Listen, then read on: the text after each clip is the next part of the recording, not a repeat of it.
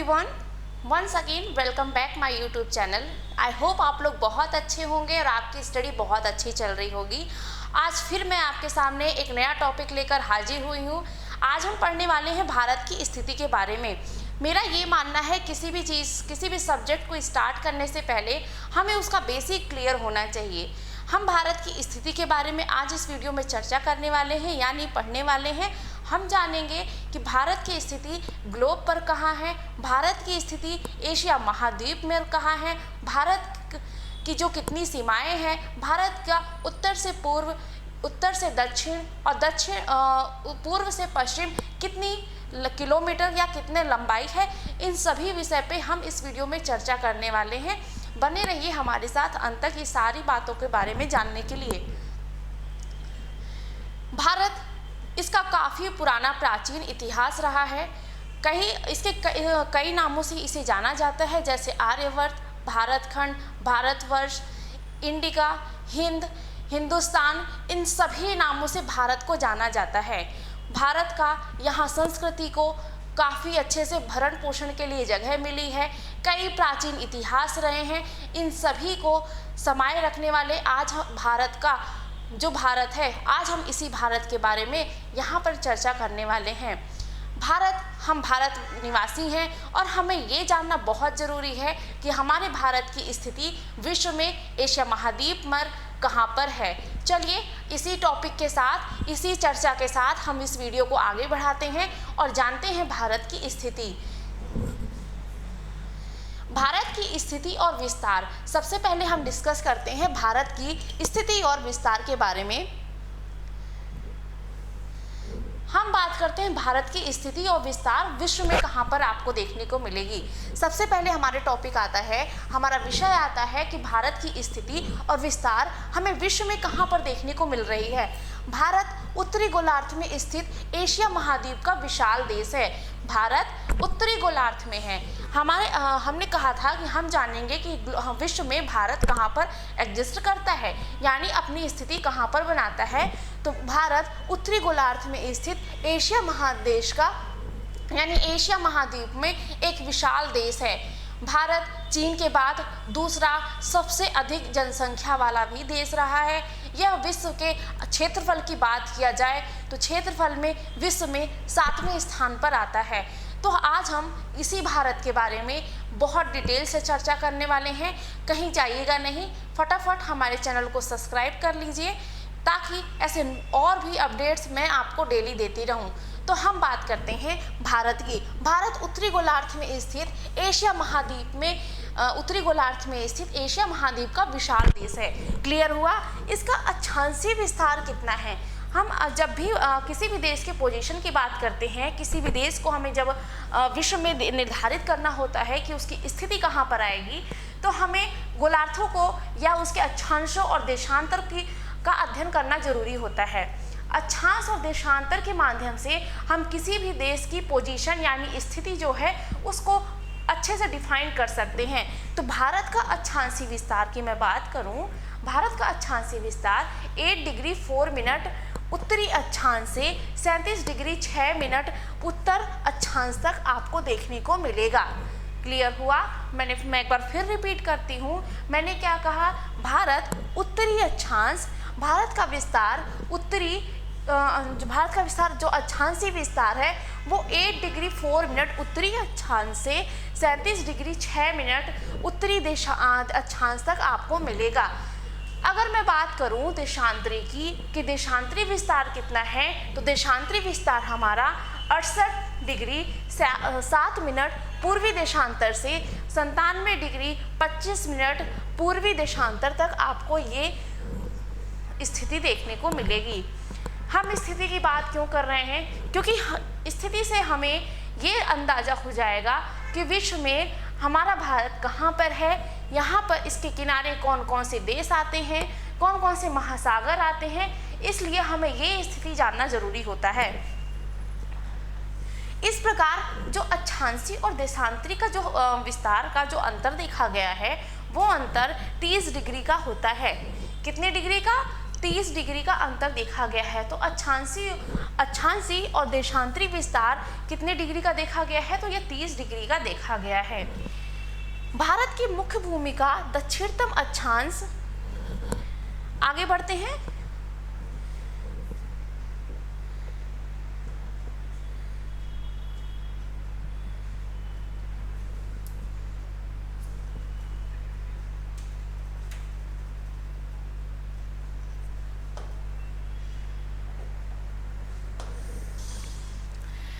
भारत की मुख्य भूमि का दक्षिणतम अक्षांश 8 डिग्री 4 मिनट है।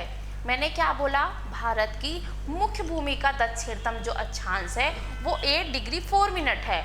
अब मैंने फिर से बोला कि भारत के सबसे दक्षिणतम बिंदु का जो अक्षांश है वो कितना है?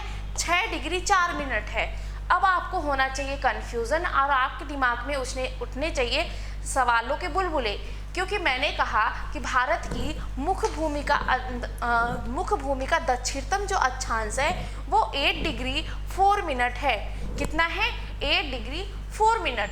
लेकिन मैं फिर से कहती हूँ कि भारत का सबसे दक्षिणतम बिंदु जो कि इंदिरा पॉइंट है उसका अक्षांश कितना है? 6 डिग्री 4 मिनट है। अब इन दोनों में डिफरेंस क्या है? डिफरेंस ये है कि यहाँ पर एक वर्ड कहा जा रहा है मुख्य भूमि और यहाँ पे कहा जा रहा है सबसे दक्षिणतम भूमि। सबसे दक्षिणतम भूमि की बात करें, सभी लोग ध्यान से मैप में देखिए। मैप पर जब आप देखेंगे तो आपको मैप क्लियर दिख रहा है? सभी लोग मुझे यस लिखकर कर बोलिए कि सबको मैप क्लियर दिख रहा है। तो ये है हमारे भारत की स्थिति। ये है हमारा पूरा भारत जो कि 3 ओर से समुद्रों से घिरा हुआ है, एक और स्थल से घिरा हुआ है। ठीक है, अब हमारा जो भारत है उसकी मुख्य भूमि की बात करें, ये आपको ये जो पूरा एरिया है ये मुख्य भूमि के अंतर्गत आता है। मैंने क्या कहा कि ये जो पूरा एरिया है, जो पूरा एरिया ये कवर कर रहा है, ये मुख्य भूमि के अंतर्गत आता है। क्लियर? लेकिन मैंने कहा एक बात और कही कि दक्षिणतम बिंदु क्या है? दक्षिणतम बिंदु यानी आपको पता होगा भारत के 2 द्वीप समूह भी हैं, एक लक्षद्वीप और एक अंडमान निकोबार द्वीप समूह, और इनको मिला के ही पूरा भारत बनता है। लेकिन जब हम बात करते हैं सबसे दक्षिणतम बिंदु की तो वो है इंदिरा पॉइंट, जो कि अंडमान निकोबार द्वीप समूह में आपको देखने को मिलेगा। जब हम बात करेंगे भारत का सबसे दक्षिणतम कौन सा है, यहाँ से आपका पूरा भारत का सबसे दक्षिणतम पॉइंट आपको देखने के लिए मिलेगा। तो ये है भारत का सबसे दक्षिणतम बिंदु और ये पॉइंट आपका कहलाएगा भारत का मुख्य भूमि का दक्षिण बिंदु। इतनी बात क्लियर हुई? मुख्य भूमि और दक्षिणतम बिंदु में आपको क्लियर समझ में आ रहा होगा। चलिए आगे बात करते हैं। अब लंबाई की बात करते हैं। हमें जब हम घूमने जाते हैं कहीं भी तो हम किलोमीटर में रास्तों को तय करते हैं, लेकिन अब आज हमें करना है क्या? आज हमें जम्मू कश्मीर यानी लद्दाख से लेकर हमें जाना है कन्याकुमारी। तो हमें कितना ट्रेवल करना होगा? ये दिमाग में आपके क्वेश्चन आना चाहिए। हमें जाना है अरुणाचल प्रदेश से गुजरात के आखिरी छोर तक। अब हमें कितना ट्रेवल करना है? मुझे कमेंट सेक्शन में सभी लोग लिखकर बताओ कि आप लोग कितनी लॉन्गेस्ट ट्रेवल कर चुके हो। ठीक है, इंडिया में। तो हमने क्या कहा? उत्तर से दक्षिण जाना है। ठीक है, सबसे पहले आपको जब भी ऐसे मैपिंग के क्वेश्चन किया करो तो आपको सबसे पहले कहीं भी रफ वर्क के लिए आपको डायरेक्शन का रफ कर लेना चाहिए। डायरेक्शन क्या? ये हमारा नॉर्थ हो गया, ये साउथ, ये ईस्ट और ये वेस्ट। नॉर्थ, साउथ, ईस्ट और वेस्ट, ये हमारे 4 डायरेक्शन हैं। मैंने क्या कहा? हमें नॉर्थ से साउथ जाना है। ठीक है, नॉर्थ से साउथ जाना है, यानी लद्दाख से हमें कन्याकुमारी तक का सफ़र तय करना है। तो हमें कितने किलोमीटर चलना है? तो हमें चलना है 3214 किलोमीटर। हमें कितना चलना है? 3214 किलोमीटर हमें लद्दाख से लेकर कन्याकुमारी तक चलना है। क्लियर? अब मैं बोलूं कि हमें अरुणाचल प्रदेश से गुजरात के आखिरी छोर तक जाना है तो हमें कितना ट्रैवल करना है? तो आपको बोलना चाहिए कि हमें 2933 किलोमीटर चलना होगा। ठीक है, तो ये हो गई भारत की लंबाई, ये हो गई भारत की चौड़ाई। तो क्वेश्चन अगर पूछ ले कि भारत की लंबाई कितनी है, तो भारत की लंबाई 3214 किलोमीटर है। भारत की चौड़ाई कितनी है, तो भारत की चौड़ाई 2933 किलोमीटर है। इतनी बात क्लियर। आगे बढ़ें।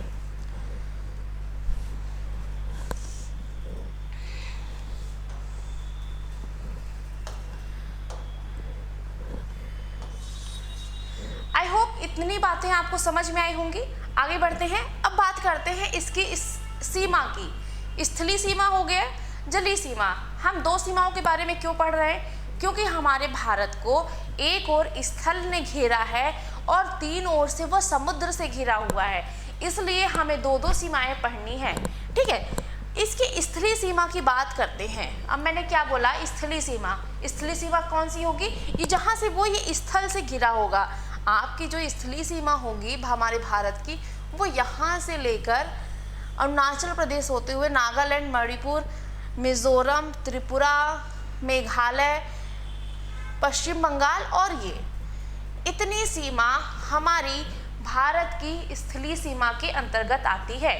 तो मैंने क्या बोला, फिर से एक बार बोलती हूँ, हमें भारत की स्थलीय सीमा पढ़नी है। स्थलीय सीमा हम कैसे पढ़ेंगे? भारत हमारा एक ओर स्थल से घिरा हुआ है और तीन ओर से यह जल से घिरा हुआ है। स्थल से घिरे हुए जो सीमा है, स्थल से घिरा हुआ जो भूभाग है, स्थल से घिरा हुआ जो क्षेत्र है, वहाँ की सीमा को हम स्थलीय सीमा कहेंगे और जो जल से घिरा हुआ क्षेत्र है उस सीमा को हम जलीय सीमा कहेंगे। It is clear? डिफरेंस आपको समझ में आया?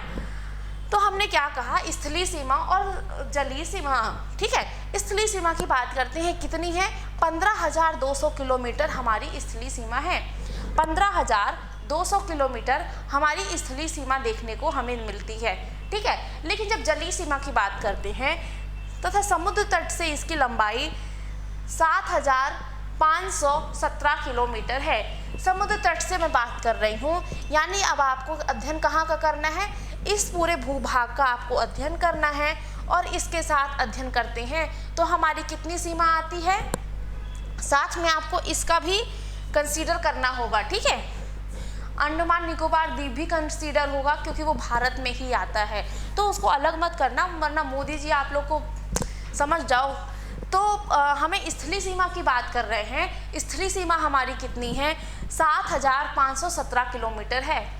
और जब ये दोनों सीमाएं हमारी मिलती हैं तो हमारी टोटल सीमा कितनी होती है? यानी हम 15,200 किलोमीटर को और 7,517 किलोमीटर को जब ऐड करते हैं तो हमारी टोटल सीमा कितनी आती है? मुझे कमेंट सेक्शन में लिखकर बताना। ठीक है, सबका मैथ तो स्ट्रॉन्ग है ना, तो मुझे ये ऐड करके बताना।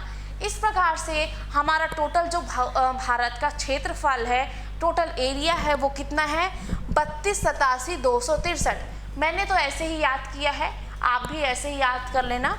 तो टोटल जो एरिया है वो कितना है? 32,87,263 वर्ग किलोमीटर है। इतनी बात, इतनी कहानी आपको समझ में आई भारत के बारे में। आगे बढ़ते हैं।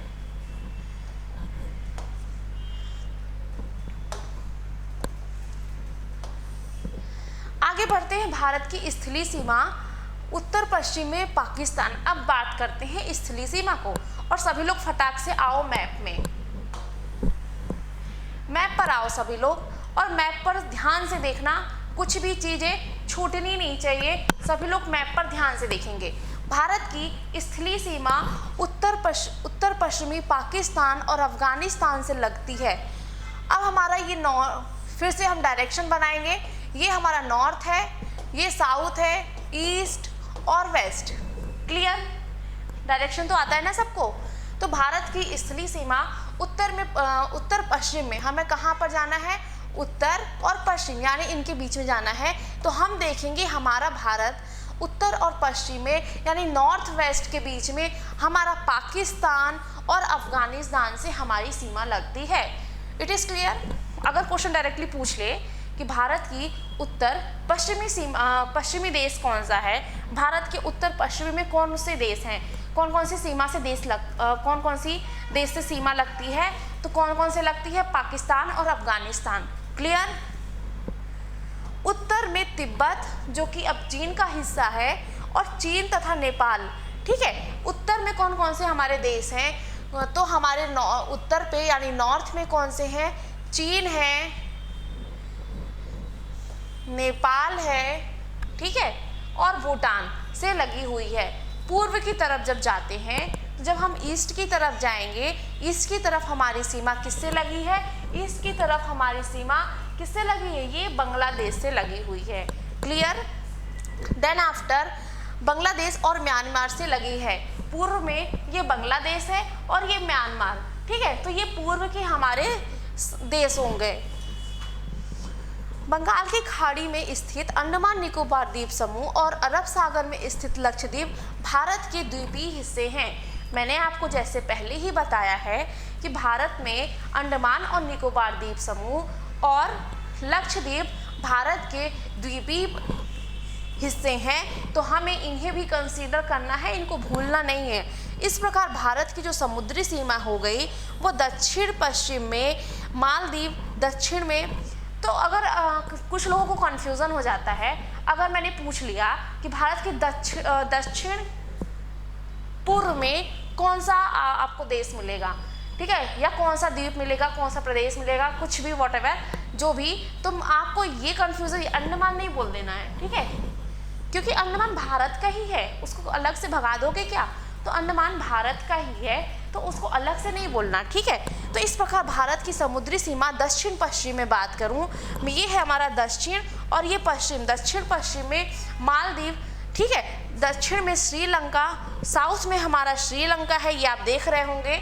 सुदूर दक्षिण पूर्व में थाईलैंड और इंडोनेशिया से लगती है, तो दक्षिण पूर्व में थाईलैंड और इंडोनेशिया इस साइड है, मालदीव आपको इस साइड मिलेगा। क्लियर। पाकिस्तान, बांग्लादेश और म्यांमार के साथ भारत की स्थलीय सीमा और समुद्री सीमा दोनों से जुड़ी है। अब 3 देश ऐसे हैं जिनसे हमारी स्थलीय और जो जलीय सीमा है दोनों जुड़ी है। कौन से, यहाँ से बहुत बड़ा क्वेश्चन बन सकता है और आप कंफ्यूज भी हो सकते हैं, तो हम बताएंगे पाकिस्तान, बांग्लादेश और म्यांमार के साथ भारत की स्थलीय सीमा और समुद्री सीमा दोनों जुड़ी है। मैंने क्या कहा, भारत की स्थलीय सीमा और समुद्री सीमा किन 3 देशों के साथ जुड़ी है, तो पाकिस्तान, बांग्लादेश और म्यांमार। मैं आपको पोजीशन बता देती हूँ मैप में। ये हमारा पाकिस्तान है, आप देख सकते हैं, ये समुद्री सीमा भी जुड़ी हुई है। ये हमारा बांग्लादेश है, बांग्लादेश के साथ आप क्लियरली देख सकते हैं कि बांग्लादेश के साथ हमारी स्थलीय और जलीय सीमा दोनों जुड़ी हुई है। आगे बात करेंगे म्यांमार की, म्यांमार के साथ भी हमारा स्थलीय और जलीय सीमा दोनों जुड़ी हुई है। क्लियर। आगे बढ़ते हैं। इतनी कहानी आप सबको आई होप समझ में आ गई होगी। अब बात करते हैं, मैंने स्टार्टिंग में बताया था जब हम पृथ्वी की स्थिति ग्लोब पर पढ़ेंगे तो हमें किन बातों का ध्यान रखना है। सबसे पहले हमने 3 मानक रेखाएं हमने नहीं बनाई हैं, मतलब हमने काल्पनिक रेखाओं को तय करते हुए 3 मानक रेखाओं को तय करते हुए हमने भारत की स्थिति ग्लोब पर देखी है। तो अब हम जानेंगे कर्क रेखा क्या होती है, क्योंकि कर्क रेखा भारत के बीच से होकर गुजरती है। तो सबसे पहले हमें ये जानना है कि कर्क रेखा होती क्या है। यह उत्तरी गोलार्ध में भूमध्य रेखा के समानांतर 23 डिग्री 30 मिनट के पर है। अब आपको सभी को ये ग्लोब दिख रहा होगा, ये हमारी विषुवत रेखा है जो कि 0 डिग्री पर आती है। ठीक है, ये हमारी विषुवत रेखा 0 डिग्री पे आती है। इसके उत्तर में आप देखोगे तो ये है कर्क रेखा। कर्क रेखा कितने पे होती है,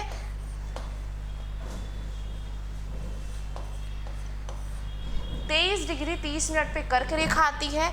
ठीक है, ग्लोब पर पश्चिम से पूर्व की ओर खींची गई होती है। पश्चिम से पूर्व की ओर आपको खींची हुई दिखेगी। इसे ट्रॉपिक ऑफ कैंसर भी कहा जाता है, इसे ट्रॉपिक ऑफ कैंसर भी कहा जाता है। तो इसी कर्क रेखा को हम जानेंगे कि यह भारत के किन किन राज्यों से होकर गुजरती है।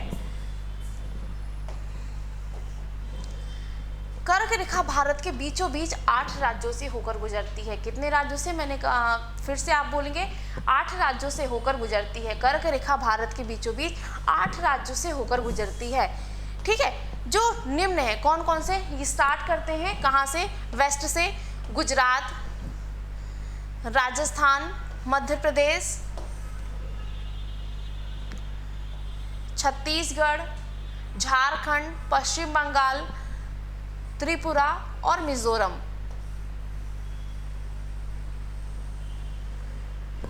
इस प्रकार से भारत में 8 राज्यों से होकर कर्क रेखा गुजरती है। कौन कौन से? गुजरात, राजस्थान,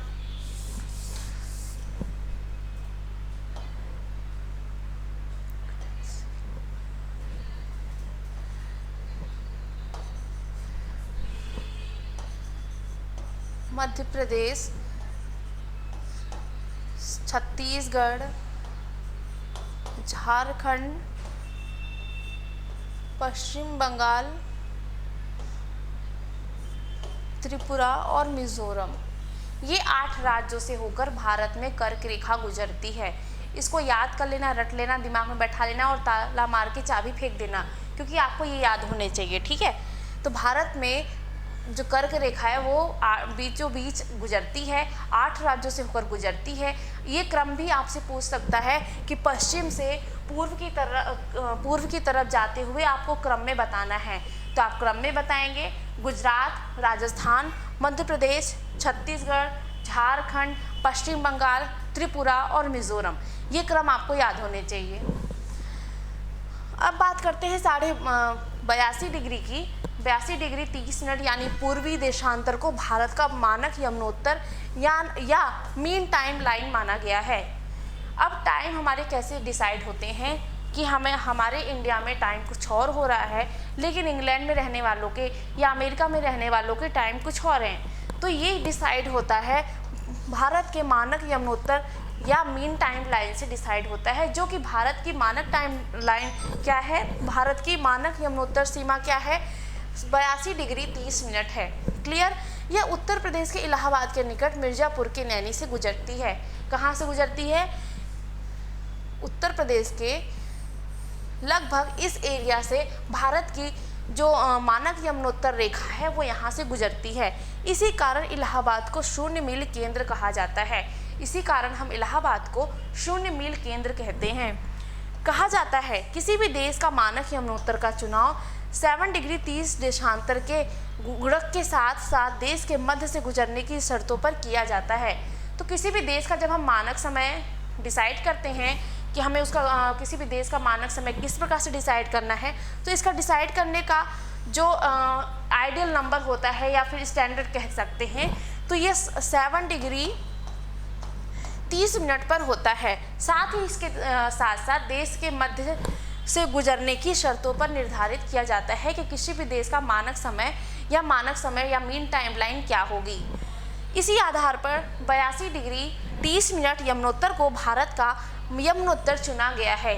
इसी आधार पर 82 डिग्री 30 मिनट को हमने क्या बोला है? ये भारत का यमुनोत्तर कहा गया है। यह ग्रीनविच कहाँ है? लंदन में है। मीन टाइम लाइन से 5 घंटे 30 मिनट आगे रहती है। जो भारत की यमुनोत्तर मानक रेखा है, मानक समय है, वो ग्रीनविच समय से 5 घंटे 30 मिनट आगे की तरफ चलता है। इतनी कहानी आप सभी लोगों को क्लियर हुई? आगे बढ़ते हैं।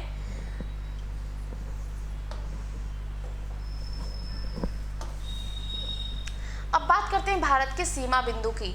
सीमा बिंदु में हम सबसे पहले बात करेंगे उत्तरी बिंदु की। उत्तरी बिंदु हमारा कितने पे आता है? 37 डिग्री 6 मिनट पर आता है। और हम इसे भारत का उत्तरी बिंदु कौन सा है? इंदिरा कॉल, भारत का अंतिम उत्तरी छोर जम्मू कश्मीर, जो कि अब लद्दाख में आने लगा है, प्रांत में सियाचिन ग्लेशियर के पास स्थित इंदिरा कॉल है। ठीक है, तो मैप पर सभी जाओ और मैप पर सबसे जो ये उत्तर का बिंदु है ये कौन सा है? इंदिरा कॉल।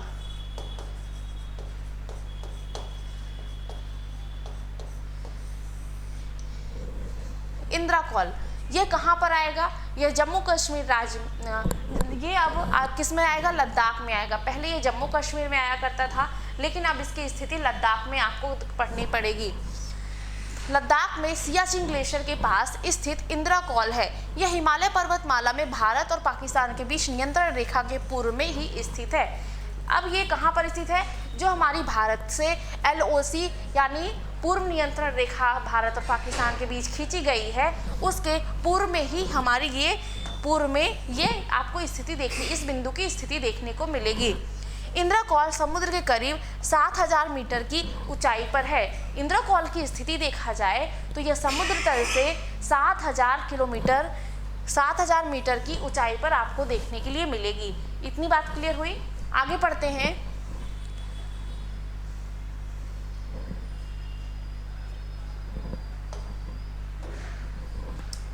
अब बात करते हैं दक्षिणी बिंदु की।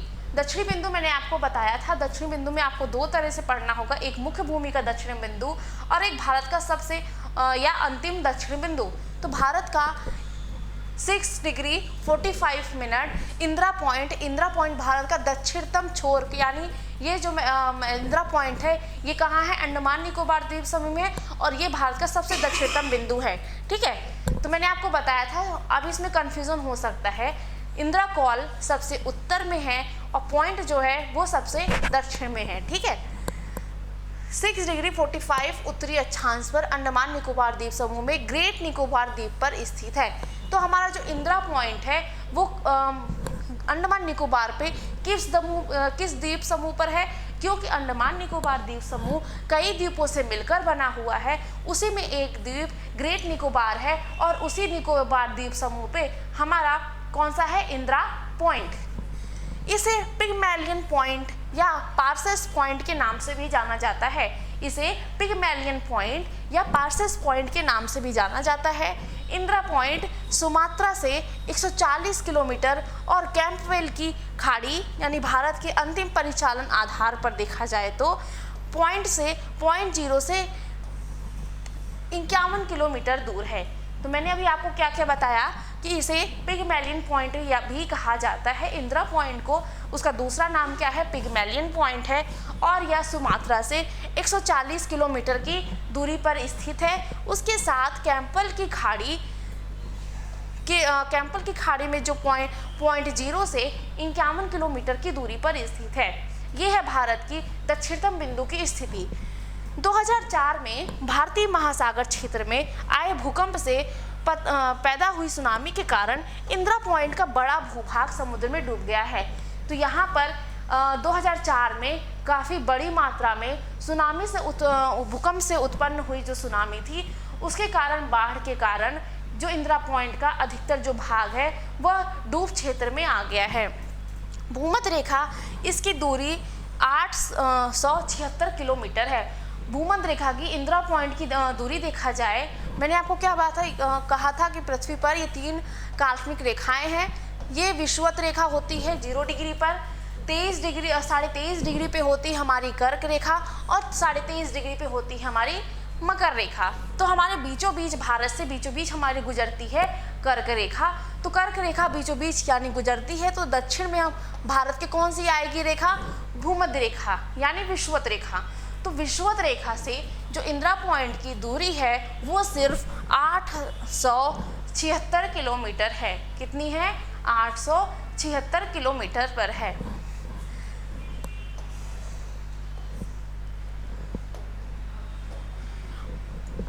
भारत का पूर्वी बिंदु की बात करते हैं, पूर्वी बिंदु की स्थिति समझते हैं।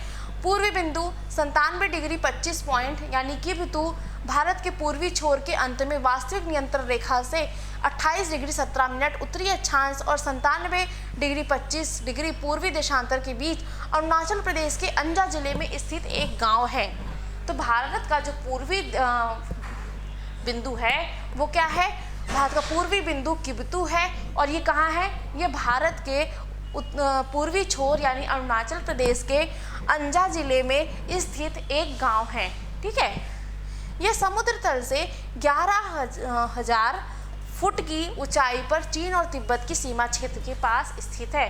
भारत जो पूर्वी बिंदु है भारत का, किबतू जिसे जाना जाता है, जो कि अंजा जिले के में एक छोटा सा गांव है। यह भारत और यह चीन तिब्बत के बीच सीमा पर स्थित है। इसके साथ ही समुद्र तल से अगर इसकी ऊंचाई की बात करें तो कितनी है, 11,000 फुट की ऊंचाई पर यह समुद्र तल से ऊंचा स्थित है।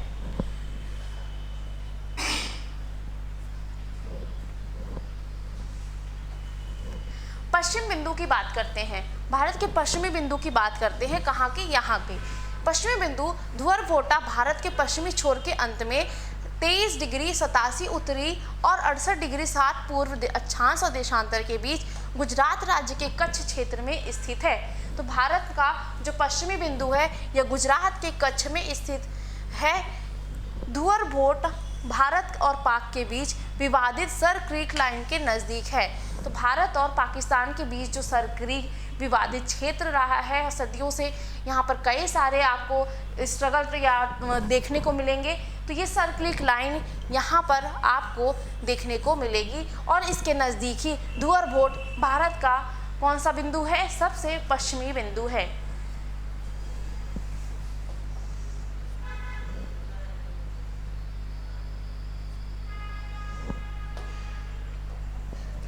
अब बात करते हैं भारत की मुख्य भूमि का दक्षिणम बिंदु।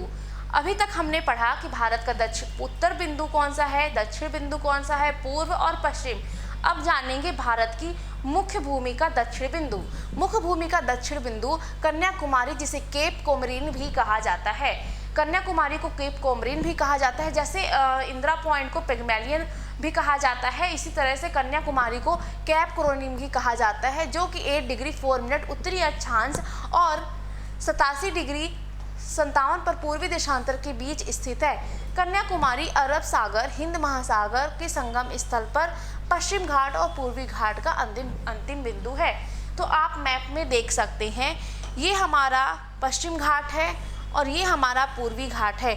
इन दोनों के संगम पर ये हमारा कन्याकुमारी है और ये भारत का मुख्य भूमि का सबसे दक्षिणतम बिंदु है, जिसे केप कोमरिन भी कहा जाता है। आकृति की बात करते हैं, भारत की आकृति कैसी है? तो भारत की आकृति चतुष्कोणीय आपको देखने को मिलेगी। चतुष्कोणीय कैसे मिलेगी? जब आप इसको कुछ इस प्रकार से ड्रॉ करेंगे तो आपको यह चतुष्कोणीय देखने के लिए मिलेगी। कश्मीर से कन्याकुमारी